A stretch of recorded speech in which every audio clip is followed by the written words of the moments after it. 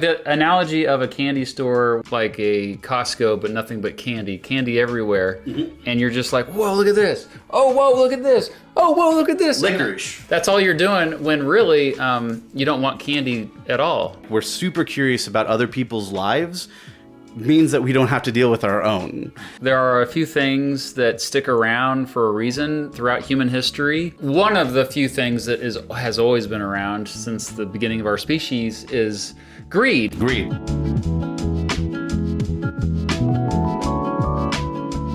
Okay, first of all, who are you? Hello, my name is Paul Santos. I am a Lawrencian, proud Lawrencian that enjoys making puppet films, a collaborator with Mr. Matthew Beat. Yeah.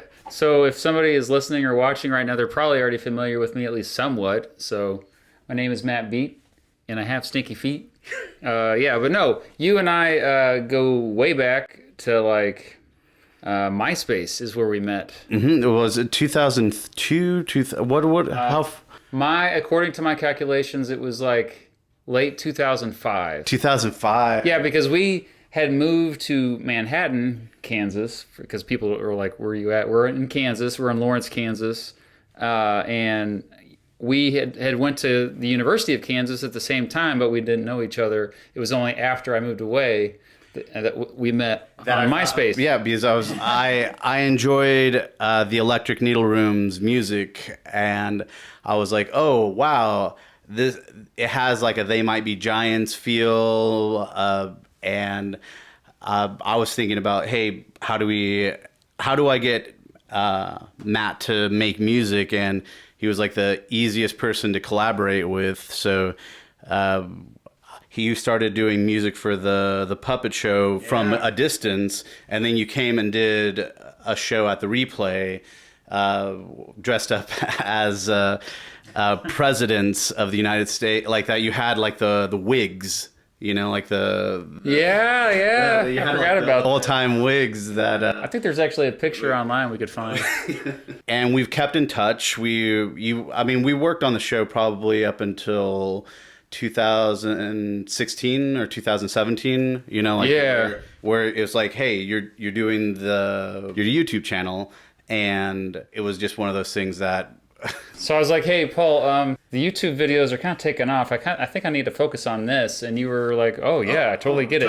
Totally. Wait, you're making money from art, from creating stuff? So weird, So for me, I'm like doing puppet shows at art galleries and YouTube and not monetizing anything. That it was like between giving those choices, I'm like, yes, Matt, please, enjoy life and create. And I should also add that if you are a viewer of my Mr. Beat videos, I have included your puppets and your skills in multiple videos over the years. 100%. Like the only reason our channel has 1,000 subscribers, which for me, it's always funny to see the comments that people go, how does this channel only have 1,000 subscribers? Which is like, it's a backhanded compliment, but it's also, it's like saying like, you guys doing really good stuff. So it's just saying about how bad I am at marketing.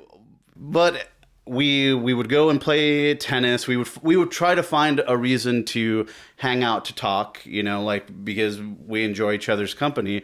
And we would always have these conversations about, Paul would like to apologize for all the you-knows. Thank you. About life, and that's what was the genesis of the idea here, was like, how can we talk about that and maybe be helpful for other people? Yeah. So we have these conversations anyway, so I was like, let's just start recording it. And so this is what we're doing now. This is the first episode of Evergreed. We've settled on the title Evergreed.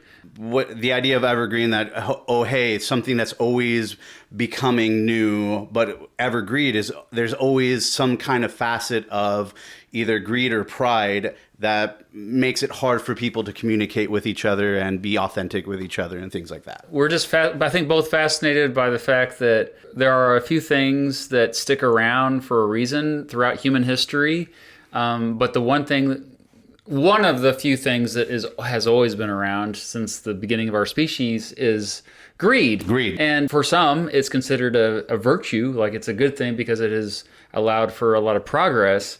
For many, especially these days, it's definitely more of a negative thing where it's hindered our progress as a species. And so every episode, we are going to choose a theme, which that's everybody does that. But it will be a trend that we have noticed over the last few decades, a trend that we're zooming out a bit because most people kind of get caught up in the news cycle, the day-to-day zeitgeist, not the zooming out to like, oh, wow, think about what's going on this year in 2025 compared to 25 years ago, at the beginning of the century. What has changed? And so the theme, or I should say the trend for this episode is a trend we both have noticed, the decline of curiosity, or it seems to be the decline of curiosity. So that's what we're going to talk about this episode. Yeah, like why do we as a society feel less curious? Like what are the hindrances, things like that, and what are those specific trends that you could see that make it more plausible so you could see it? Because it's one of those things that I think it's hard to be able to step back from society to be able to say, what am I doing in it? And things along that nature. Like, can a person actually say that they're curious? You know, how many people can you off the top of your head say, man, these people are really curious, you know? Well, people might disagree with what I just said. Like, what were you talking about? We're still curious. So we did bring some evidence to back up that claim. But yeah, I mean, we've noticed it. Of course, this is a trend that's happening. And so why is it happening? What can we do to reverse it? Because obviously, without curiosity, you don't have progress, you don't have innovation.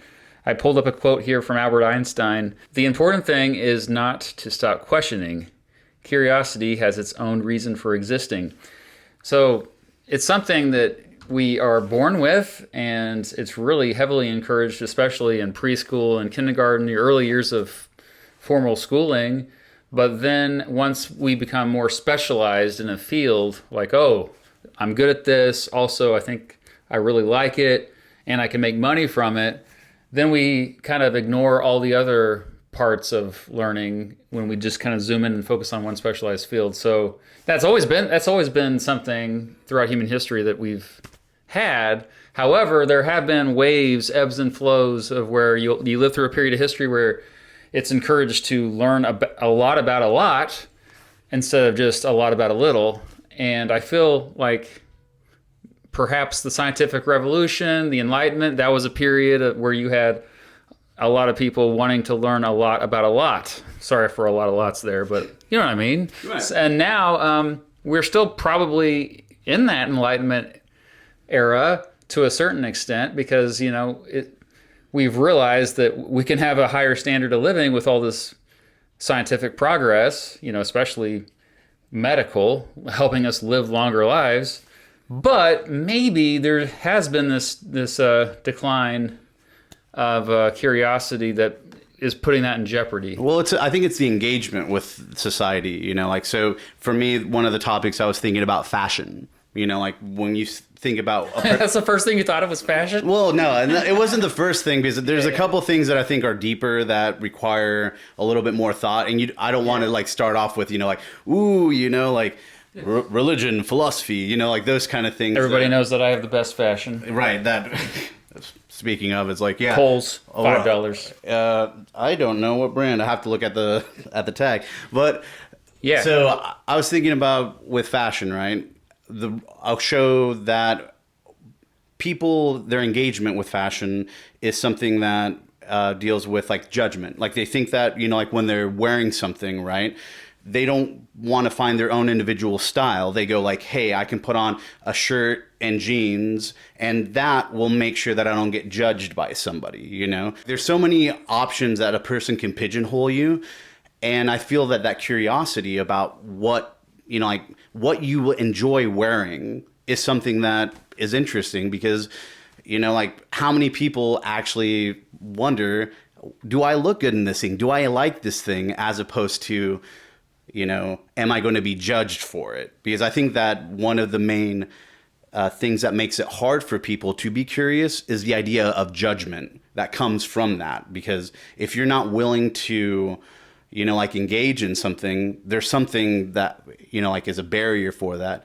And, like I think fashion is one of those things, because people think when you're being dressed, like exactly, it's just like you get dressed, you don't want to put any thought into it. This isn't a sign of my curiosity. This isn't like, I think that's a thing that goes like I wear a hat, like I put on a hat, like usually, and then like I like it. Is that a thing that like a lot of people wear these days? Think about like the 30s and 40s. People used to wear hats all the time. Yeah. And now it's just one of those things that I think that with judgment comes, like a barrier, like tell me about you. What's your fashion? My fashion is comfortable. If it's comfortable, but honestly, about 95% of my wardrobe was purchased by my beloved wife, Mrs. Beat. So shout out to Shannon for Shout out to Shannon. getting all those deals at Kohl's and TJ Maxx. I feel like we should have like a Kohl's like thing. They are not a sponsor. They are definitely not a sponsor. No, I'm not saying like that because anything wrong about Kohl's, but that's the kind of thing that I was thinking that when you think about what are things that make it hard for somebody to be curious, and I think it's a lot of it is that fear of the unknown and conformity. Conformity, of course. We brought specific examples of the decline of curiosity, and the thing that really sparked this whole thing for me was, and I made a video about this recently, and there's been other YouTubers who have made a video about this, but the fact that most of us are scrolling mindlessly on our phones for content. It's spoon-fed to us primarily. We are mostly in echo chambers. Algorithms that focus our attention. Silo us, yeah. So these little bubbles we form that insulate us, where we often just see information that we want to see and makes us feel good, kind of satisfies our emotions. Also, our declining attention spans related to that. The internet privileges engagement. It does not care about expertise, and so you might come across expertise, but what's more important is that they get your attention, and that's why it's a constant struggle for me as a edutuber, like trying to educate my viewers when they really just want to be entertained, and so I have to entertain them or engage them somehow just to trick them into learning. So kind of like the Mary Poppins, like you have to put the spoonful of sugar, so you have to incorporate something that allows for the education to be with the entertainment. Pulling out the Mary Poppins reference. I wasn't expecting that. It's funny because I've never actually seen the movie. I've only seen either the clips or the songs, and you kind of get the general gist. But yeah, we live in the information age, which might more accurately be described as the misinformation age. I've said that in videos as well. But whatever you want to call it, the fact that we no longer have to seek out information, the information is always around. We are, in fact, bombarded by information on a daily basis. We can't escape information. Even if we are not on our phones, the information is just kind of attacking us from all directions. And it kind of sounds weird to say it that way, but I think it's true. I think the phone is one of the reasons that we have that. Like we think that we're doing this deep dive into something. I have a issue with thinking about something. I have like it's like with ADHD, it's like where all of a sudden you have 10 different things that you're thinking about, and then all of a sudden you have your phone, and what it does is allows you to feed into what you're wanting to think about, but it's only for as long as you have that attention span for it. So that curiosity, right, is very surface level, because it's like, or you can go even deeper into it, but what does it actually do? What does your curiosity actually accomplish? One of the things what you were saying about with the internet is that, I think a person has to ask, what do they want from it? You know, like, what do they want from the internet? Because the whole thing is like our engagement to it is that it's a way to be able to sell us stuff. The internet is a way to be able to monetize you as a person, you know? So I would say like the curiosity would be, how do you engage with it? Why do you, like, how can you get the information that you're actually wanting as opposed to the information that whoever you know, like either the algorithm, be it Google, be it Bing, whoever uses Bing, you know, DuckDuckGo, whatever, you know, like what is the way that you are being curious? Because for me, I think of the curiosity is something that is a constant thing. You always have to be wondering, am I still being curious? Am I still caring about things? And for me, it's like the nuance. I believe so much that curiosity is nuance. That goes like, I am not going to decide on a surface level thing. So one of the things I was going to say was like judgment. Like when you meet somebody, right? How quickly do you make your judgment call, like based off of, you know, fashion, bring back to the callback, or whatever, you know, how you talk, your skin color, like your haircut, your just all these little superficial characteristics. You're right. I like the analogy of a candy store where, like, this is a big candy store. Think of like a Costco, but nothing but candy everywhere, and you're just like, whoa, look at this! Oh, whoa, look at this! Oh, whoa, look at this! Licorice. That's all you're doing. When really, you don't want candy at all. You want something that's good for you. You want substance. You want something that like actually feeds yourself. But the whole thing is, I think that we've stepped away from those ideas. We've stepped away from ways to be able to because ultimately, I think the curiosity has to start here, you know, like as opposed to there. Because when we're focusing on, you know, like that outside, right? That outside's always changing. You know, it's like, oh, hey, but that inner moderation. So for me, it's like, I think that it's just like, if we can give people ways to try to remain curious, right? To find that, you know, like those instances of decline, you know, it's like judgment. Like for me, it's like face value. You know, you just look at somebody. How quickly are we to judge something based off of 2 seconds of information? Yeah. Right? Because we don't want to do the depth. We don't want to look deeper into seeing, is this thing saying the thing I want it to say so I can just put it away and not think about it? Or am I allowing it to mean what it actually means? Because I guess it's truth.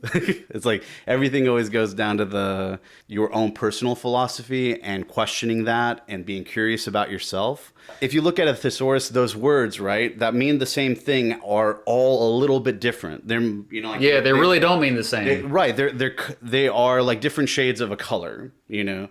And what happens is we think that what people do is they try to dumb it down and make it all the same. And they don't realize that there's a nuance to this thing as opposed to that thing. Lowest common denominator, because you're trying to have mass appeal. And that kind of goes back to our overall purpose of this podcast is greed. It's like, it's why do we do that is because somebody is going to make money off of it. It's like, for me, I realize, and this might be simple, but I think that most problems stem from somebody who is in the way of the progress. And usually that progress is something that somebody's making money off of it. If you solve the issue of why somebody's making money off of the idea, then you can actually attack the problem. But if somebody is obstructing it, you're never going to get to the actual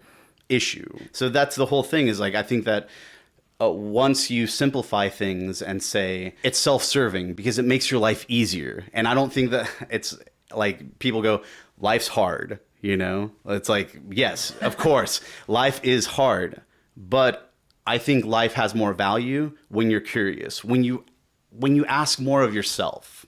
Well, if people still aren't convinced that there is a decline of curiosity, what's another example that you came up with to back up that claim? Well, so it would be art. I think that the lack of curiosity in the arts the idea of the quality of art, you know, so it's like, Oh, you're just an art snob, is what Right, you are. right. You pretentious. well, it's the thing is that instead of people trying to find out ways that work outside of the algorithm to then see how it works in the algorithm, they try to make content. They try to say, this is a thing that works. So instead of saying, this is a thing that could work and maybe could influence, you know, like say experimentation.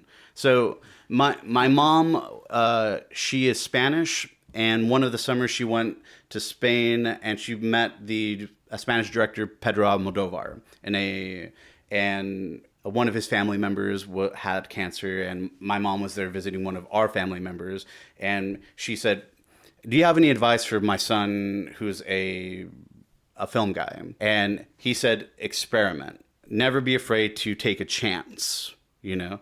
And that is where we're at. You know, going back to the fashion and being afraid to, you know, like to do something new, because of seeing what works doesn't mean that that's a thing that's going to work in the future.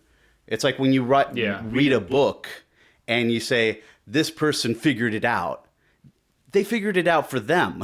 You know, It doesn't mean that it's going to work for you. So it's one of those things that asking better questions to see about having a better life. Instead of following a formula, changing the formula. For me, it's like art makes you question yourself. You know, like art is a mirror, makes you think about how you live your life. You see a character in a movie doing crappy things and you go, hey, I do that stuff all the time. Oh, I might be doing crappy things. I might not be a good individual, you know? Like art allows you to do that, you know, like to kind of like step back to look at things. But because our art is becoming more and more formulaic because of trying to fit into an influencer mode. You know, like when we have people, instead of saying, I want to make film, they, you know, like you have a person, they go, I want to be an influencer, I want to be a filmmaker, right? Like when they're kids. And then they can either choose to watch a lot of movies, choose to watch, you know, like a lot of TikTok. What choices do they make at that point? And what keeps that curiosity going is that for me is the dumbing down is for me is like, well, but the counter to that maybe is this has always been a struggle, you know, especially in a capitalist society where you have to find that balance of what's profitable because that's how you're able to create new art versus pushing the envelope and changing, altering the formula. And yeah, some formulas were meant to be in place for all of eternity because they will always resonate as long as human beings don't change. And so, you know, there's the formula itself doesn't necessarily have to be bad. What makes the time we live in now unique? Because there were probably people just like you know, 50 years ago saying the same thing. Like, oh, the art these days isn't as good as it used to be. Oh, so I think the issue is that the mechanisms that create a sterility in art are things that are ingrained in the society. The fact that when we have our phone, you know, and we can doom scroll for hours, those hours, right, is a capital that you could be investing in your art, your thing that you love. Mm-hmm. But because you don't have the time for it, because either you're working a job that doesn't pay you, you know, it's one of those things that questioning the mechanisms, I think for me would help people understand that. Art is a way to express yourself in an effort to change the culture. And so the culture, like that's why we say there is such a thing as bad art. We're not just being snobs. It's like, well, if you're just creating art not for the purpose of changing the culture, then what's the point? Because like you could say, well, some people just create art for themselves. They don't want to share it with anyone. Well, art could be therapy. You know, like the whole thing about art is that it can, the purposes of that art can be multifaceted. It could be, if I'm making this art for myself because I'm just like, I want to be able to kind of decompress, that's one type of art. But if you're making an art for like other people, for me, it's like, the more empathic that you are, the more that you understand your audience, like to put yourself in their shoes. I think for me, that's the better art. Like the way that, because it's your own specific feeling, your understanding of your place. Like, who am I? Like if you ask yourself, who are you in the society? That question, I think, will make you a better artist. If you ask yourself, why am I making art? Am I making it for money? Am I making it to change? For me, those are valid questions that help color what that art means. Like, before quality, because there's people that make art for money, that is still really good because they might just be naturally talented, and it just spews out kind of like a Midas touch. It might be a little disingenuous because they don't have any thought process behind it, but there's people that are just naturally, they have it, they just go play on a piano, go boo, boo, doo, boo, boo, and they get it, and it speaks to people. But I guess like going back to the curiosity thing is that people's engagement with the art for me is like the question. I don't know, like you could say anything is art though, then this could be very postmodern because you could just say, oh, that guy who just throws up on the sidewalk, that's his version of art. Like, oh, yo, wow, what does that mean? Like, so I think there is a slippery slope there. That's why I really add that caveat that you have to, your intentions you at least. You have to have an intention. Intention to change the culture, the way, like, if it's in a vacuum, it doesn't have, like, it's self-serving, and I think that should be a separate category. Well, say like Emily Dickinson, right? I'm trying to think if it's Emily Dickinson. It's like the artists that they write those things that are for themselves, right? And then they die, and then their children, they read it, and then they publish it, and all of a sudden the person's posthumously, like famous, like that. It's one of those things. Yeah, like that, the Diary of Anne Frank. No one, like, something that's very personal that you don't intend for it to have an audience ever. But it does, because it's a human story that you did for yourself. For me, I think that... So maybe you don't realize that you could change the culture. Absolutely. That Okay. for me is that ability for a person to see themselves in the culture. Like, I believe of myself to be a better speaker than I did like 10 years ago. Like, I used to be a lot more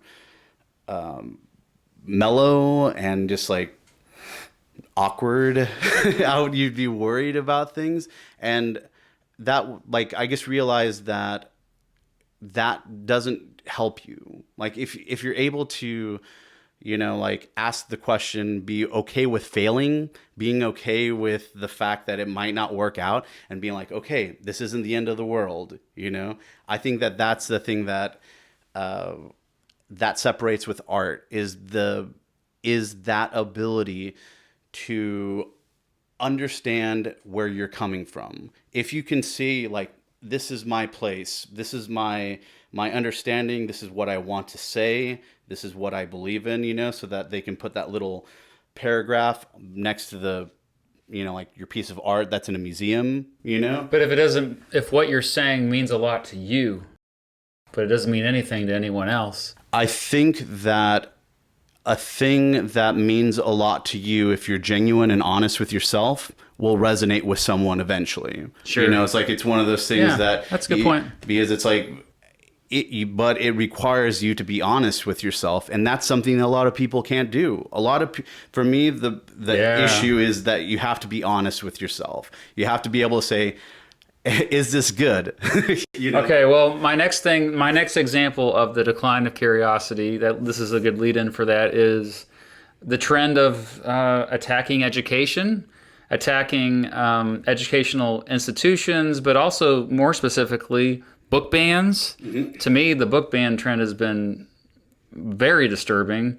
In 2023 alone, 3,300 books were banned in the United States. That may not seem like a lot, but if you look at previous years, it was like 0.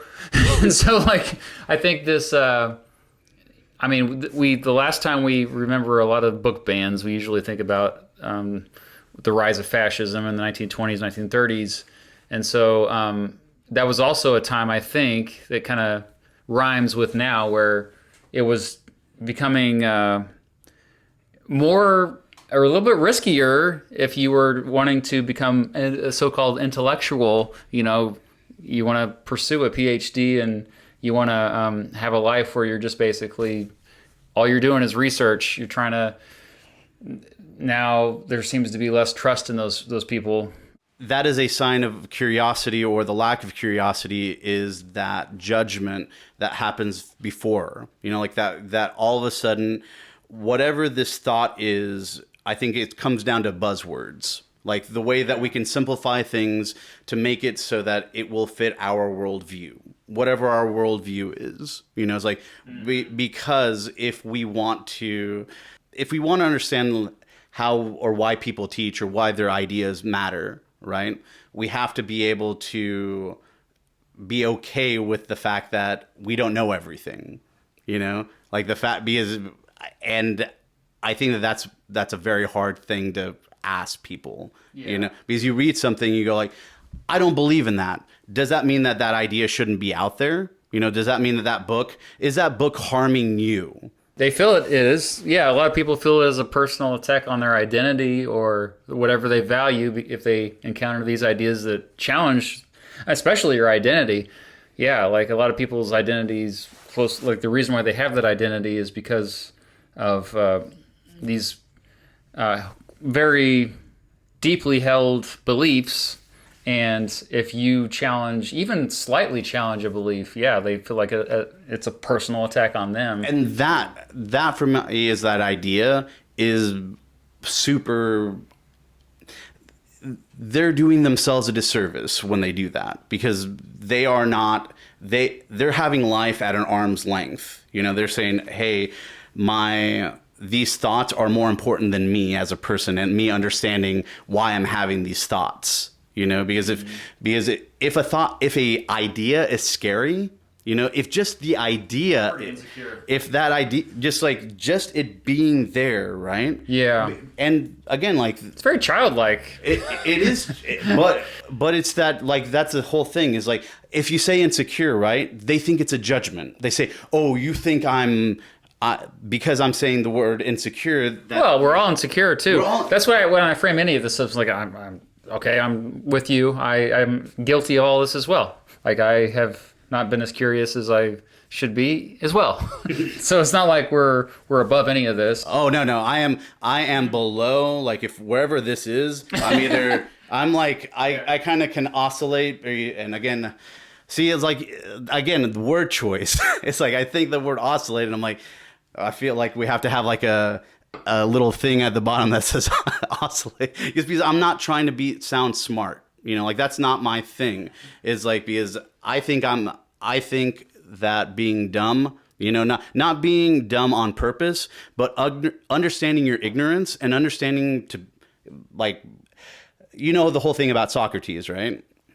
Which thing? Well, one of his main tenets is the idea that the person who can admit that they don't know anything, right, is one of the people that you should kind of like hold up because because they can admit the things that they're curious about or the things that they don't know. Yeah. So I can admit for a lot of things that I don't know, but in this society, right, people feel like that's a weakness. Yeah, that's more evidence that we have a decline of curiosity. It's okay not to know. Like, yeah. I'm a Taoist. Like deep down, I believe that the mystery is so much more important than the answer. Because once we start to try to get an answer that doesn't make sense, I think that makes everything so much harder. Because we want to have an answer so bad. What happens after we die? What happens this, And I think that means that we're putting life into a box. And for me, that's one of those things that makes us not curious. Yeah, I think people are comforted by confident people. And there's a lot of those online.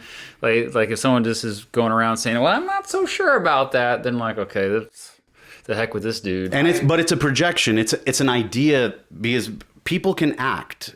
you know? Like these influencers, they can present themselves to be very confident, you know, for 5 minutes or for a minute, you know, and then they turn off the camera and they're just a mess.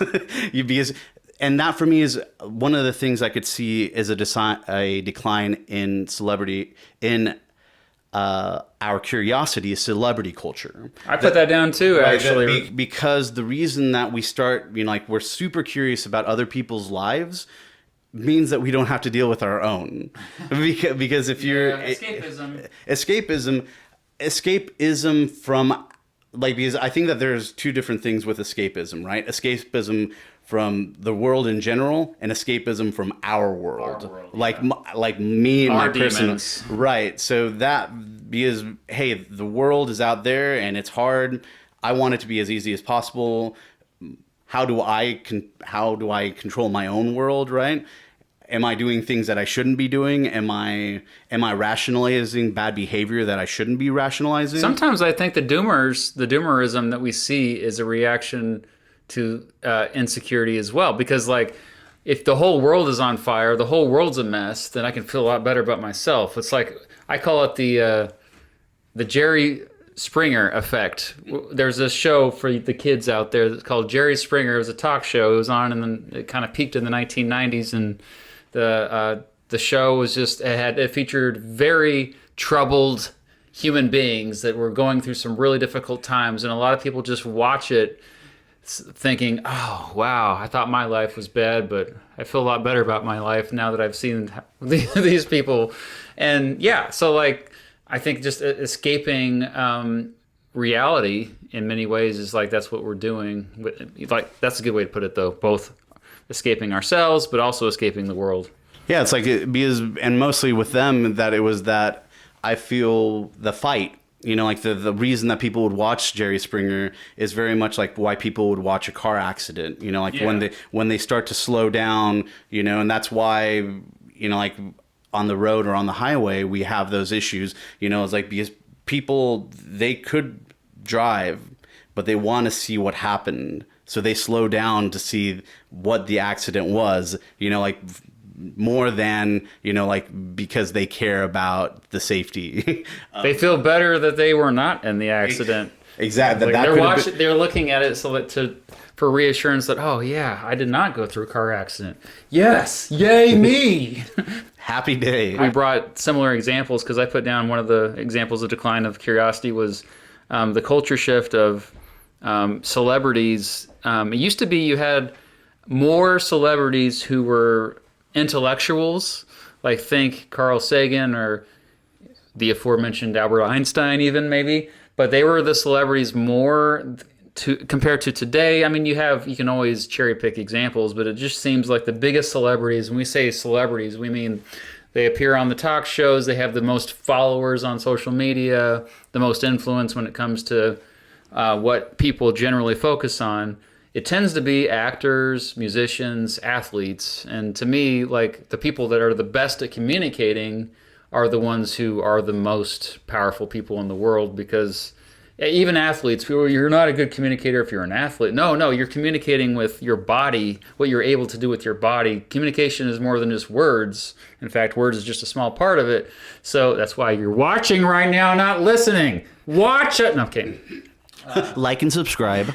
So what are your thoughts on that? Like, have you spent much time thinking about, okay, what if, let's say Jimmy Fallon, the late night show, instead of just having on actors to tell me about your upcoming movie or your comedy special, how about he has a scientist on, and like, what's the latest discoveries that are going down, you know? So I'm going to use an example of there's this podcast that I used to listen to, or that I still listen to. It's called The Business. Never heard of it. So it is run currently by Kim Masters, and it used to be Claude something. And the shows used to be like Hollywood on the Couch, and there would be a segment where they would interview all these psychologists of Hollywood actors, and you just realize, you know these people, these celebrities that we look up to, they're just regular people. We build them up in this idea that they are more than that, because we grow to admire an image of them. Like Because they're good communicators. because they're good communicators, but they understand what they're communicating. And then something could be taken out of context, some blip could happen, right? And all of a sudden, they're persona non grata. They say the wrong thing at the wrong time, right? And all of a sudden they are over. And we could say, like with the culture, that they are no longer relevant because I don't want to play the word, like the cancel culture. Say somebody who, presents a public persona of being nice, and then they have a breakdown of their cast or their crew, say they're really not that nice, Yeah. And then all of a sudden the image starts to fail, So I think that a person needs to be able to, it's like, why are you engaging in celebrity culture, right? Why do you care whatever's happening with your favorite author and this, right? Because you either want to justify your idea of them, of why they're a genius, right? Or how they became that way. But they're just a person, like all these people are just people. They might suck a lot, they might suck a little.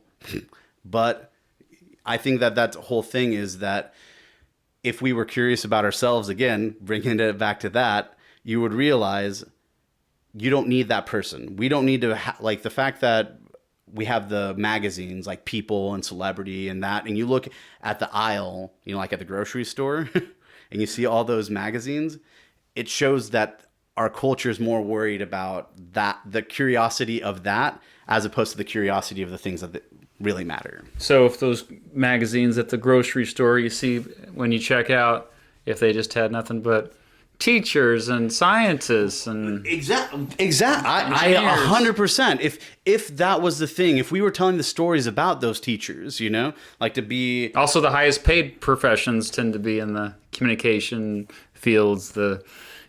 Even like so-called journalists, really oftentimes they're just basically talking really well and are charismatic. I mean, and the truth that goes with that information, because they're good orators and they can communicate very well. But I think that there's a thing that deals with authenticity. Like, is a person authentic? You want to know more about them. Like I think that, but I feel like the facade would fall off. I think before the authenticity, there has to be the good communication though first, because that's how you reel them in. So, but yeah, let's move on to that's another example of the decline of curiosity. I think so this was the bigger topic that I was kind of like circling around is the lack of philosophy. I think that the fact that kind of either the rise of religion and the decline of philosophy. How would you define philosophy? It's to fortify your thoughts. Fortify is too big of a word. Okay, it is to see that the thoughts that you have and the reasoning that you have is valid. So you question you question why you have that thought, either based off of history. You look at other philosophers to be like, does this person make sense? Is this thing have any kind of truth? Because you can use that lens to justify things. And I think then it comes down then to the search of truth. Like, is this thing true? And with philosophy, that because we live in troubled times, philosophy, people don't want to ask the deeper questions because they are stressed the hell out. Yeah, they're kind of caught up in the grind. They're cogs in the machine. They can't even escape the machine. They're kind of, in order to get to be philosophical, you have to escape what's kind of preventing those thoughts. I mean, if you're being held, I'm trying to think of another analogy here. Like if you have glue all over you and you're stuck to this piece of paper, I don't know if you're stuck to something. A magnet. There we go. So it's like a magnet that's you can't even think of, all we're thinking about constantly is escaping the grind because we're trying to survive. And I think in order, there is a very distinct difference between thriving and surviving. Mm-hmm. And when the vast majority of us are just trying to survive, if we all get to a place where we're thriving, then yeah, of course, let's think away. Let's try to believe on truth. So so I would use the idea of like white noise. So like imagine your whole life you have white noise and you can't hear things properly because you just have this thing that's playing all the time. Like what's that called? Like a noisemaker. Tinnitus, tinnitus. Thank you. Tinnitus or tinnitus? Tinnitus, yeah. So imagine just having that, right? And that's a thing that you live with all the time. And then all of a sudden it's gone. And then you can actually hear things. For me, when you're in a state that you're always just protective and defensive and just like angry and just like trying to survive, right? You can justify anything. You can justify terrible reactions because like, I'm trying to live. And you're trying to make me, what you're doing is making it so that I don't want to deal with things. If you ask a person when they do something wrong or bad and they try to justify it, it's like they're not going to think about, is this thing right? Is this thing wrong? It's just going to be like, I'm living. I'm doing the best that I can every day. Get off my back, But if you could say objectively, is this thing good? Kind of like and you realize that those things, if you would take 2 seconds, but when you're rushing to get to your job that you hate in the morning, and you run into a car, because you're, lack of sleep because you're stressed out about the job, you are always justifying these things. You're not saying like, man, I need to get good sleep. I need to eat better. I need to do these things, right? You always have an excuse not to do it. And for me, I think philosophy tries to say, remove those excuses from yourself, because if you want to have the best version of your life, ask the questions of your life to get what you want from it. But if you want to have the easy thing, you can always have it. The easy thing will always be that thing that says, this thing is too good to be true. Lose all the weight as quickly as possible. Do you need to eat properly? Do you need to exercise? Do you need to do these things? Quick fix, and that's where we go. We always go to the quick fix. We do not ask the deeper question. And that is why I think society keeps on trending. We're not going to get to the Matrix. We are definitely going more Terminator than Matrix. Well, scarcity, back to greed, the whole theme of the podcast, but scarcity I think is at the root of it. And it's not just scarcity of money. Mm-hmm. I think that's often people think of just, if I had enough money, then everything would be fine. I think more importantly, it's time. Time gives you the opportunity to think. And I know that I've been very fortunate in my life where I've had, even when I had professions that were not related to what I wanted to do, I had time. Like my first, career outside of journalism when I first graduated from college, the first go around because I was in radio and TV broadcasting for a short while, and then I was like, I don't want to do this. And then I was a valet manager, and I worked at a hospital where we parked cars for elderly people mostly, but also people just with disabilities and needed extra assistance. A lot of them in wheelchairs that couldn't walk very well. And so it was fulfilling, but also more importantly to this conversation, I had a lot of time, because there would be sometimes an hour between people showing up that needed assistance. And so I would read and I would most importantly think. And that's kind of when it was during that experience that I realized I wanted to go back to school to become a teacher, because I had thought about it for a long time. And I don't think a lot of people, like even kids that have the type of parents, and I have some friends, I don't want to make anybody feel bad or anything, but they have kids that are the kids are involved a lot in activities. Mm-hmm. They have very structured schedules. There's always a place for them to go. They don't have much time just to be bored. And I think that's a huge problem. Like, we need to be bored. I think one of the best parts of my childhood was the times where because I didn't have cable television and we only had 3 or 4 channels on TV, and I got bored, and I would just go outside and wander, and give me a lot of time to think and to explore. It's how many kids actually have that opportunity anymore. Like, even my daughter's wanting to listen to music in the shower. I'm like, there's a reason why we call it shower thoughts, is because that's one of the few times where your brain can just freely roam. Like, your thoughts are not tied to something that's demanding your attention. You need your thoughts to roam free. So please do not, that should be a sacred place. Like, nothing should be in your, like, trying to command your attention while you're in the shower. That's also why, like, when I go on walks, most people are like, have their earbuds in. No, like, this is perfect. Like, take 30 minutes, go for a walk, and just let your mind wander. It's one of the best. It's such a great therapy for people, and not that many people do it. Well, it's like meditation. Like, it's like Yep. I think the issue, like, say you're going to the bathroom, right? And you're sitting on the toilet. You got your phone. You have your phone on you, Yeah. and it's the information's coming and bombarding you, right? And then it causes, like, colorectal issues because, like, you're staying on the toilet too long.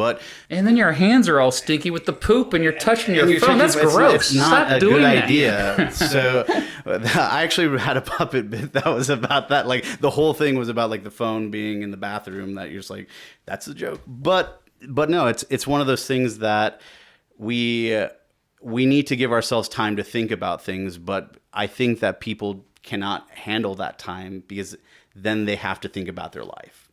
And there is this. You mentioned meditation. I used to do back when I listened to Joe Rogan. People don't believe I used to listen to him a lot, but, like, he was all about the float tanks and isolation float tanks, where you go in there, it's completely dark, and you're just floating on salt water, so you don't really. It feels like you're kind of like weightless and like you're floating in space. A lot of people freak out about that, like they can't handle it.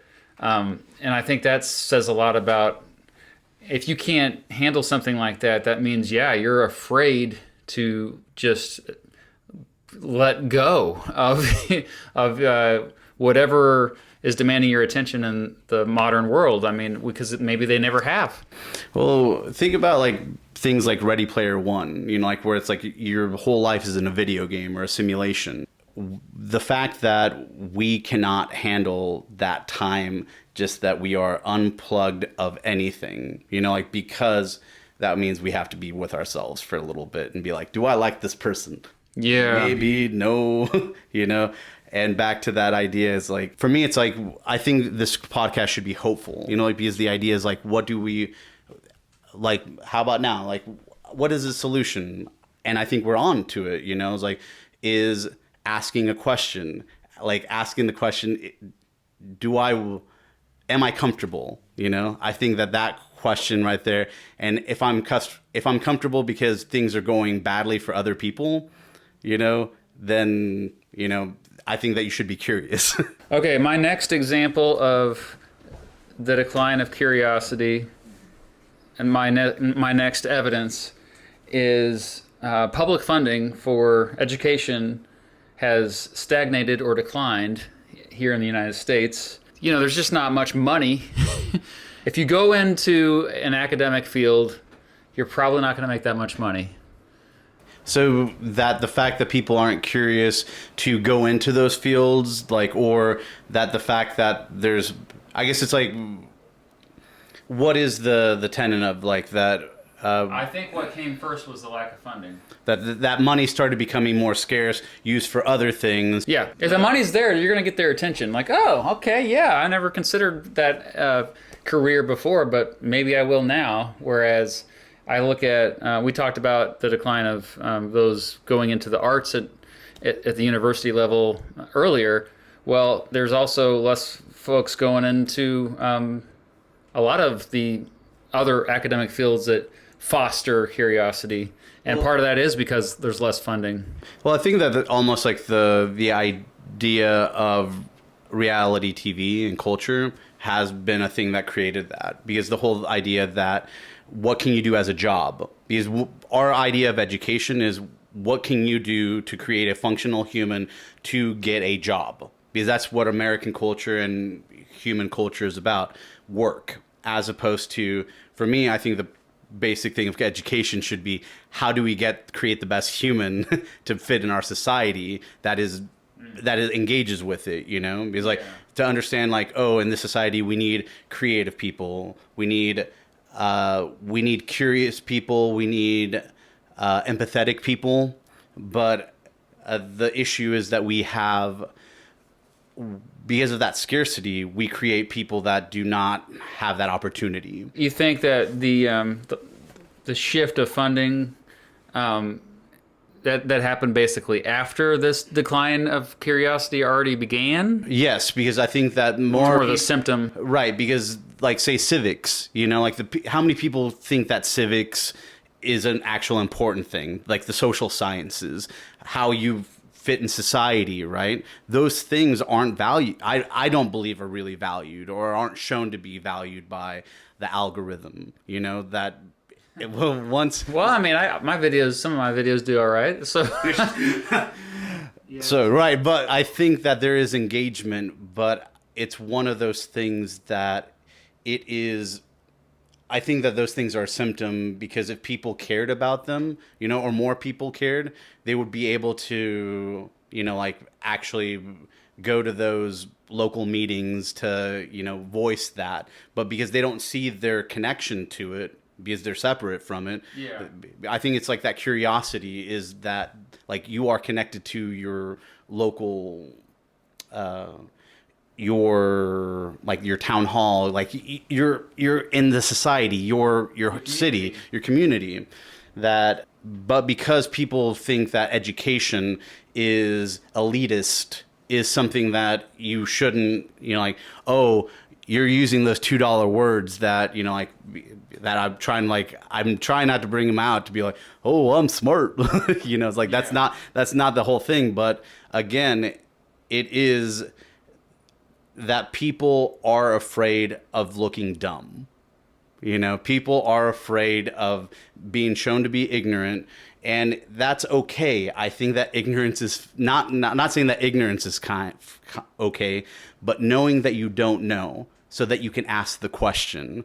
And with education, with academia, that is really hard, because academics are always they feel like they're under attack, you know, to be able to, you know, like engage with people, being like, because of the fight of ideas. Think about when we were talking about banning books. An idea is scary, you know, as opposed to let's talk about ideas. Let's have a free flow discussion without it just being an argument, you know?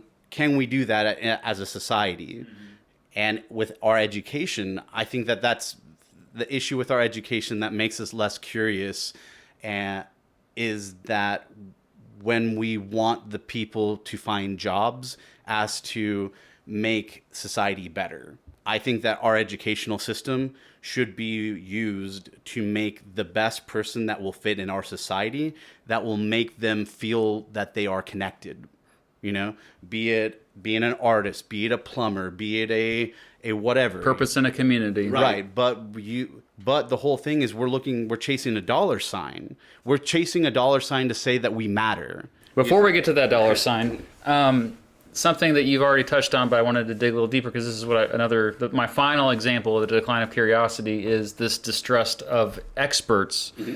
And I'm going to be making a video about this here soon, but there's this irony kind of, and it's paradoxical, because you have on one side, you have all of us rely on experts really heavily, mm-hmm. whether we realize it or not. Like we actually do have a lot of trust in experts. However, at the same time, if you look at specific experts that people tend to talk about more because it's tangential usually to politics, there's less confidence there. And one example is I found a Gallup poll looking at confidence in higher education.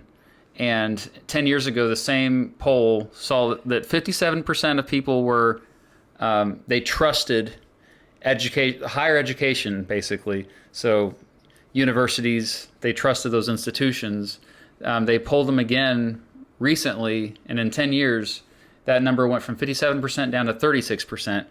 And it's undeniable right now. There's this culture of just, think for yourself, do your own research, don't trust the experts. But really, when we're talking about this is like we're talking about typically not trusting certain scientists that may have certain opinions based on, or make certain claims based on a very narrow field. Like I'm automatically, I think about anti-vax folks or perhaps the anti, like the people that criticize climatologists. Mm-hmm. They say that global warming is a hoax, or at the very least, there's nothing we can do about it. It's not man-made, despite the overwhelming evidence that yes, it is human-made.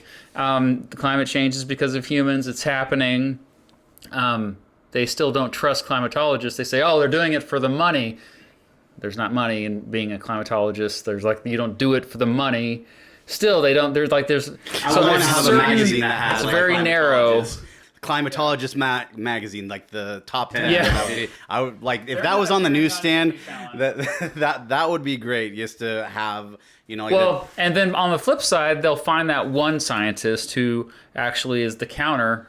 So they have the anti-vax one or two doctors that come out and actually become quite big celebrities, often because they appear on Joe Rogan or other podcasts, and they're making a lot of money, getting a lot of attention for providing a counter narrative to the scientific consensus, which I always hate that phrase, scientific consensus. There's never fully consensus among scientists. They're always fighting. Science is never settled. Science is always... Because they're curious. And that's the point of that. Marching, like they don't even when they make a very definitive claim, a claim that's so strong that they can predict the future, like we know that Halley's Comet is coming on this exact date. They can predict the future. How powerful is that? And even then, they're doubting themselves, saying, well, we might be off a few nanoseconds with this, because that's how science works. It's never 100%. Well, I think for me, kind of that baseline of why that happened is journalism. Like the fact that once we had news sources, once news sources started to get bought up by a big corporation that could kind of edit information to be, hey, let's not talk about, who has this and that they could say, this is the general flavor of how we are going to give the news. Because once we started making information to be like, okay, this person's a blogger, this person's, gone through school to see about, this is like an objective journalistic thing, like an idea, once our standards started to lower, that for me is when education started to stop being valued. Meaning getting people's attention in this attention economy was more important than getting the truth. Right, because the truth can be boring. Yeah. The truth is not, we want to say that the truth is interesting, right? But a lot of times, if you find the truth and then you see the filmed version of the truth, and it's like, if they would have filmed the truth, that would have been boring. Yeah. So now we have to do the filmed version, which is more interesting, like a biopic. It's like, if you would have gone like line for line, this is exactly what happened. We videotaped the whole thing, but we have to try to make it interesting. We show the highlights. And that for me is like going back to buzzwords, that once we simplify things to make them into these little, like pills that we take that say, okay, I don't have to think about this thing. This person is that. I don't have to give them any room, like in my brain, they are this thing that's locked up there and I don't care. Once we started doing that, those things started to make everything the same. Those things started to make all the colors the same. And I'm not, it's like purple is purple, black and white. All those things started to just be that nuance. And there's a lot of gray. There's a lot of versions of gray too. When we are not able to understand that education information and entertainment. But differentiating the information from the entertainment, Well, I mean, my content gets called edutainment. That's a whole genre on YouTube.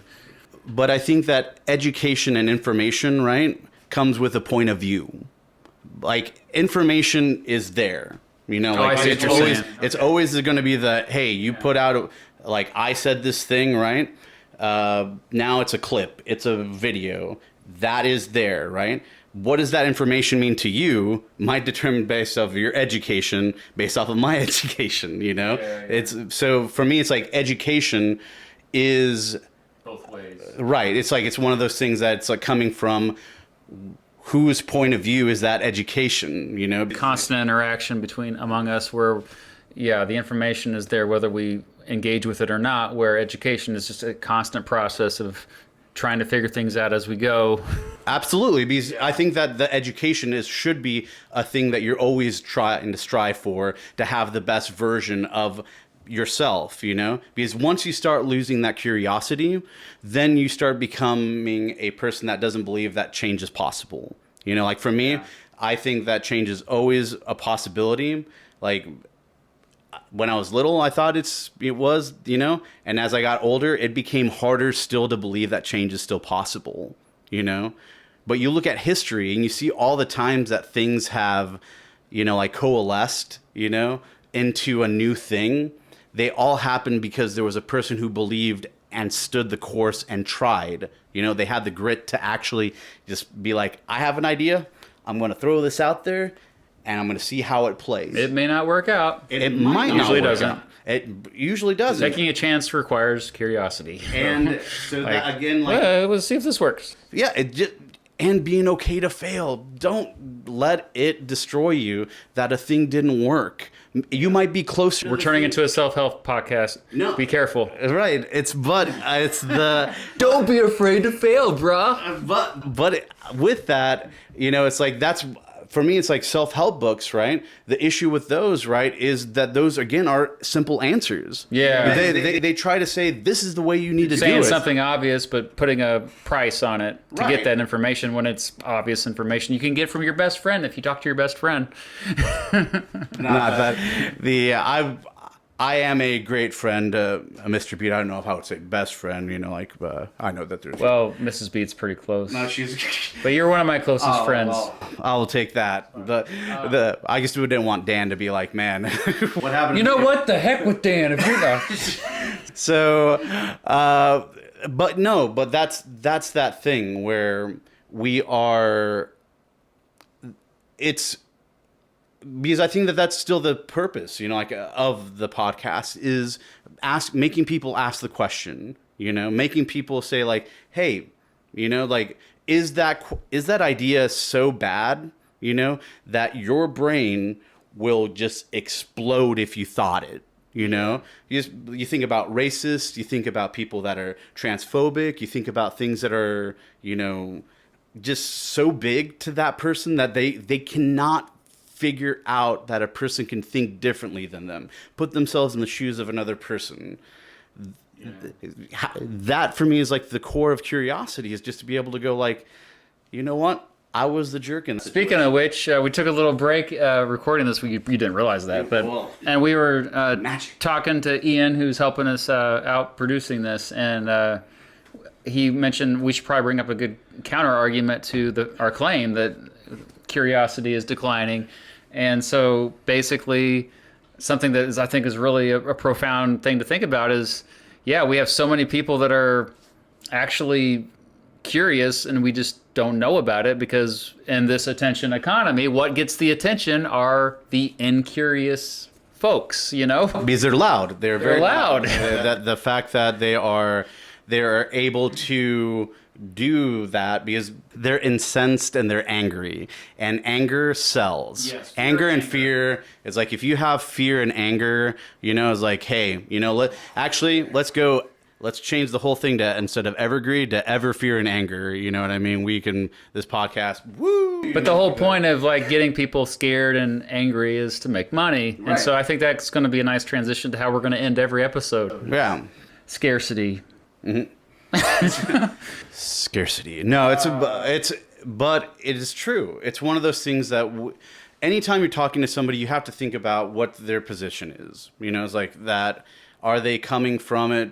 Like I am a 43-year-old cis male that, you know, like You never told me that. No.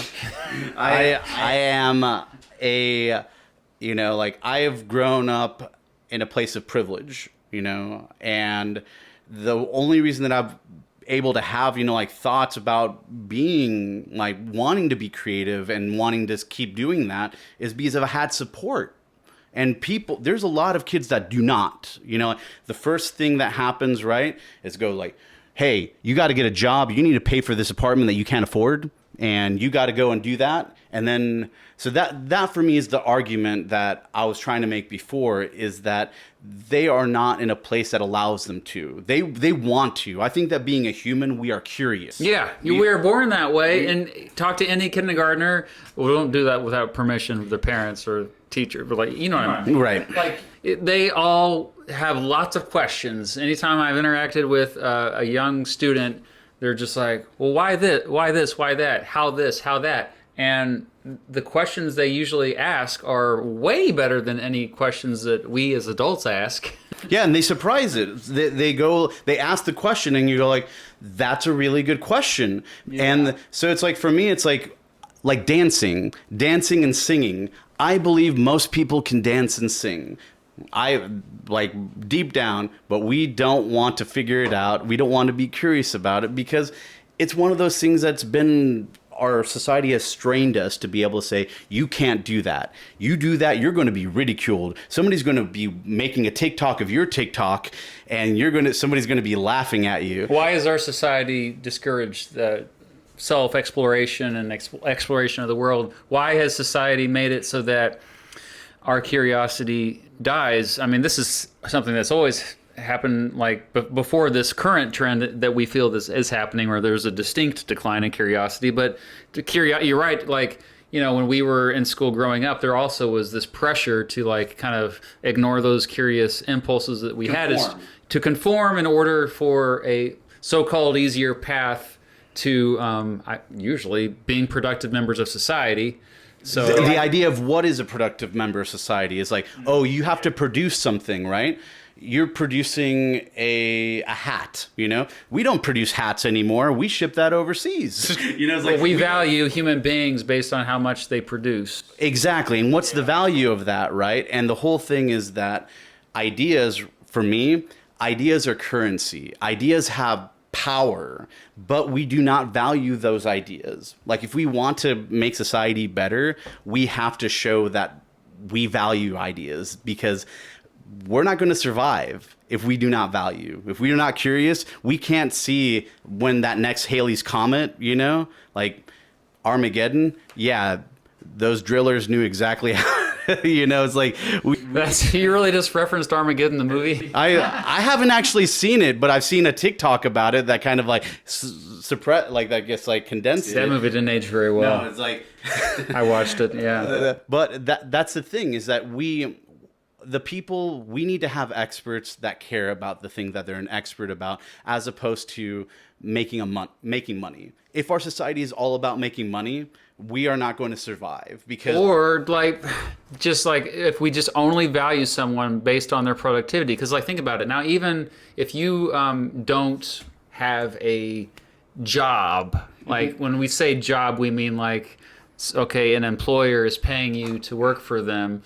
But I mean, if somebody doesn't have a quote unquote job, and like, they're viewed as lazy. They're viewed as because it's not that there could be several issues, right? With mental health, there could be several things, you know. So back to the thing about the face, you know, like when we're looking at people and making a judgment, right? When we look at a homeless person, right, you automatically, you know, like your brain goes into a place and go like, you know what? That person might be a drug addict, might be this, might be that, you know, and we like, because we see them in front of us, we automatically make a judgment. We are not curious about what are the things that got them there, and seeing about how we can prevent future people from getting there and from helping that person. We all know somebody that really struggles But we don't talk about it because we don't want to ask the question to ask if they're curious. The first question we ask most people is, what do you do? Why? So that we can find a way to be able to put them in a box that we understand. And for me, I think that that's, disingenuous to being curious. I think that curiosity, right, should be us looking at a person, be, how are you doing? Like that, are you doing okay? And being able to care that a person's not doing okay and being like, hey, take a 5-minute break. Hey, take a 10-minute break. When we go to work, right, that's not a thing. People barely can take breaks. We don't care about mental health. And for me, I think that curiosity, it's something that makes us empathetic, makes us less apathetic. Yeah, because if we were really to be empathetic, you first have to be curious, and if you, it's work, and so that's often why we avoid it. We don't have it. We physically don't have the mental space to be able to breathe, to be able to take that second and be like, okay, the person that I'm talking to that was a total jerk to me, they might have had a bad day. I've worked in customer service probably about 20 years. And one thing I realized working in that is that most of the time the person's angry, not about the thing that they're calling about, but about the 10 other things that are doing that. And this just happened to be the thing that they latched onto. And if you listen to them for a couple minutes, all of a sudden they kind of like start to be like, okay, you're not interrupting me. You're actually hearing, you're listening. Yeah. And you're able to then try to form and be like, what are you wanting? What are you wanting from the situation? But the whole thing is that we lose that curiosity, we lose that time. And I think that that's so important. It's an interesting question. What's more valuable to somebody who's going through homelessness if you were to go up to them and say you give them $10, or instead of $10, you give them an hour of your time and you're just listening to them talk about their life. What's more valuable to that person? Probably that hour. That's a whole thing. But then we have these influencers, right, that they give food to the homeless, which for me, I'm like, cool, and they're doing it for they're taking it for likes, when it's like, hey, do that, maybe you're helping fund that thing, but I think that there's a thing, it's like that we have to start to really question the mechanisms. We have to ask, why do we do these things? That's the whole point of this podcast. Is to get down to the nitty gritty. So final thoughts here about the apparent decline of curiosity, which again, we could be wrong, but this is just something we've talked about before. And these trends are troubling that we're going to be bringing up, but also we want to end on a positive note. So what is the solution to this supposed decline of curiosity in society? I think it's agency. I think that agency is the solution, and it might be the agency is always the solution. It is whatever. But the idea that you are capable, that you have your inclusion in a dialogue or in a conversation has value. So that you do say your voice, right? And understand what your voice means. Speak in a way that allows you to understand, to be open, so that you could have a discourse. Because I don't think deep down people want to fight.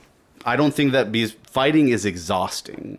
Getting into hey, there might be those people on the motorcycle and they get the adrenaline and they're like, yeah. But usually fighting is the last resort, because you're just it's easier just to the path of least resistance to follow that path. Once you question yourself and say, why am I doing this? You will get so much. You will get so much out of the scenario. And so again, I think it's an individual thing. It is coming at it so that you can maybe have that thought that changes the world. That might change, because we need to have those new Albert Einsteins. We need to have those new Carl Sagans, right? But if our society is draining those people, they're straining them like an orange, and you're putting them there, and we're making juice, but this is juice that's only going to be one-time use. People are not a fruit. People are not, a disposable thing. People are multifaceted.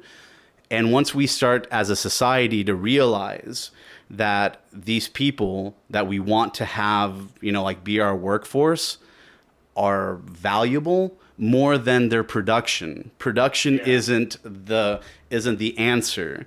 The real answer is, well, production will come if you invest. Production. We need to invest more.